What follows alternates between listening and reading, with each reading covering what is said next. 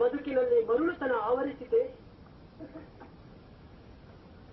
ಮರುಳುತನ ಆವರಿಸುವುದಕ್ಕೆ ನಾನು ಮಾಡಿರುವ ಅಪರಾಧವಾದರೂ ಏನು?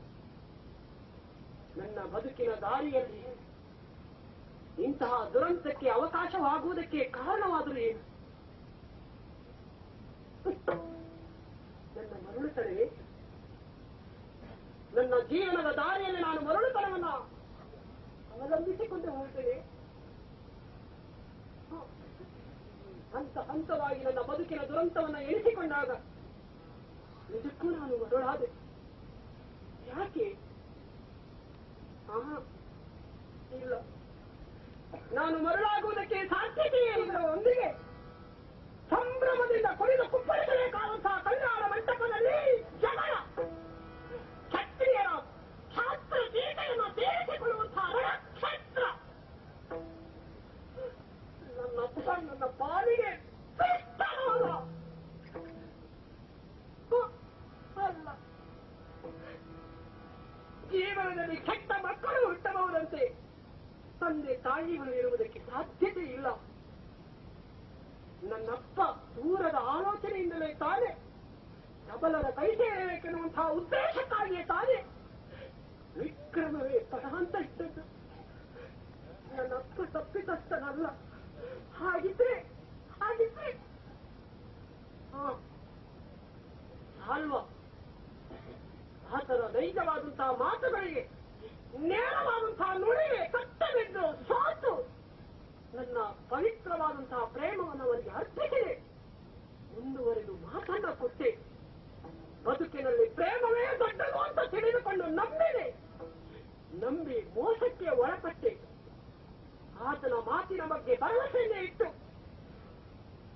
ಹಸ್ತಿನಾಪುರದ ಚಕ್ರೇಶ್ವರನನ್ನೇ ತ್ಯಾಗ ಮಾಡಿಕೊಂಡು ಬಂದು ಆತನ ಕಾಲಿಡಿದು ಬೇಡಿಕೊಂಡ್ರೆ ಆತ ನನಗೆ ಗೊತ್ತಿರುವಂತಹ ಉಡುಗೊರೆ ವ್ಯಭಿಚಾರಿ. ಕೇವಲ ಭೀಷ್ಮನ ರಥವನ್ನು ಹತ್ತಿರ ಕಾರಣಕ್ಕಾಗಿ ಆತನ ನನ್ನ ವ್ಯಭಿಚಾರಿ ಅಂತ ಹೇಳಿದ. ಆತನ ಮಾತಿಗೆ ಬೆಲೆಯನ್ನು ಕೊಡುವುದಕ್ಕೆ ಸಾಧ್ಯತೆ ಇದೆ. ಆತನೊಬ್ಬ ಮೂರ್ಖ. ಇನ್ನು ಭೀಷ್ಮ ಆತ ಬುದ್ಧಿ ವಿಹೀನ, ಪ್ರಪಂಚಕ್ಕೆ ತಿಳಿ ಹೇಳುವಂತಹ ಭೀಷ್ಮ ಅಲ್ಲಿಗೆ ಬಂದು ನನ್ನನ್ನು ಎಷ್ಟೆಲ್ಲ ಅವಾಂತರಕ್ಕೆ ಸಿಲುಕಿಸಿದ. ಇಲ್ಲ, ಭೀಷ್ಮನಲ್ಲಿ ನಡೆದದ್ದನ್ನೆಲ್ಲ ಹೇಳಿದ ತಕ್ಷಣದಲ್ಲೇ ಗೌರವದಿಂದ ನನ್ನ ಮಾತಿಗೆ ಒಡಂಬಟ್ಟು ಬ್ರಾಹ್ಮಣರ ಮೂಲಕವಾಗಿ ಸಾಲ್ವನಲ್ಲಿ ಕಳುಹಿಸಿಕೊಡಲಿಲ್ಲವೇ? ಆತನನ್ನು ತಿರಸ್ಕರಿಸುವ ಹಾಗಿಲ್ಲ. ಹಾಗಿದ್ರೆ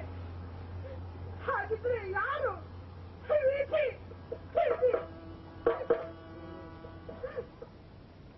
ವಿಧಿಯನ್ನು ಹಳೆಯಲೇ? ನನ್ನ ಬದುಕಿನ ದುರಂತಕ್ಕೆ ಕಾರಣ ವಿಧಿ ದುಷ್ಟನೇ? ಇಲ್ಲ, ನನ್ನ ಗುರುಗಳು ಹೇಳಿದ ಮಾತು ನೆನಪಿದೆ. ಪೂರ್ವ ಜನ್ಮದ ಪುಣ್ಯದ ಫಲ ಪಾಪದ ಫಲವನ್ನು ಅನುಸರಿಸಿ ಬ್ರಹ್ಮದೇವ ನಮ್ಮ ಹಣೆಯಲ್ಲಿ ಬರೆಯುತ್ತಾನಂತು. ಅಂದ್ರೆ ಆತ ಮಾತ್ರ ನನ್ನ ಪಾಲಿಗೆ ದುಷ್ಟನಾದ. ಇಲ್ಲ, ಯಾಕೆ ಹೀಗೆ? ನನ್ನ ಈ ಬದುಕಿನ ದುರಂತಕ್ಕೆ ಕಾರಣ ಏನು?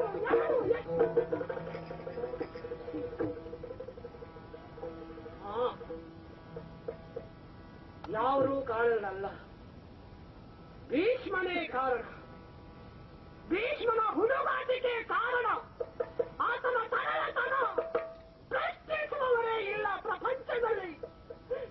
ಇಲ್ಲವಾಗಿದ್ರೆ ಜಗದ್ವಿಖ್ಯಾತವಾಗಿರುವಂತಹ ಆ ಬ್ರಹ್ಮಚಾರಿಗೆ ಮದುವೆಯ ಮಂಟಪದಲ್ಲಿ ಕೆಲಸ.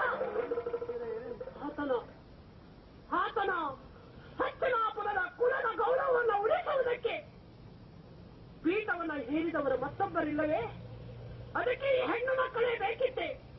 ಆತನ ಛಾತ್ರ ಗೀತೆಯನ್ನು ತೀರಿಸಿಕೊಳ್ಳುವುದಕ್ಕೆ ಕಲ್ಯಾಣ ಮಂದಿರಕ್ಕೆ ಬರಬೇಕಿತ್ತೆ. ರಾಜಕೀಯದ ಬೇಕಾದಷ್ಟು ದಾರಿಗಳಿರುವಾಗ ಈ ಹೆಣ್ಣು ಮಕ್ಕಳನ್ನ ಬಲಿ ಕೊಡುವುದಕ್ಕೆ ಆತನು ಮನಸ್ಸು ಮಾಡಿದ. ತನ್ನಿಚ್ಛೆಯಂತೆ ಒಪ್ಪಿಸುವುದಕ್ಕೆ ಪ್ರಾರಂಭಿಸಿದ. ಅದರ ಪರಿಣಾಮವಾಗಿ ಅಂಬೆಯ ಬದುಕು ಜಂಜಡವಾಗಿ ಹೋಯಿತು. ದಾರಿ ಇಲ್ಲದಂತಹ ಪ್ರಪಾತಕ್ಕೆ ಇಳಿದು ಹೋಯಿತು. ಅದರ ಅರ್ಥ ಅವನ ಹುಡುಗಾಟಿಕೆಯನ್ನು ಪ್ರಪಂಚವೇ ಹೆದರಿ ಕುಳಿತರೆ ಏನಂತೆ? ಎದೆಯಷ್ಟು ಕೇಳುವ ಶಕ್ತಿ ನನಗಿದೆ. ಅವನ ರಕ್ತ ಹಿಡಿದು ಪ್ರಶ್ನಿಸುತ್ತೇನೆ ನಿನ್ನ ತರಳತನದ ಮರ್ಮ ಏನು ಅಂತ. ಅದಕ್ಕಾಗಿ ಭೀಷ್ಮ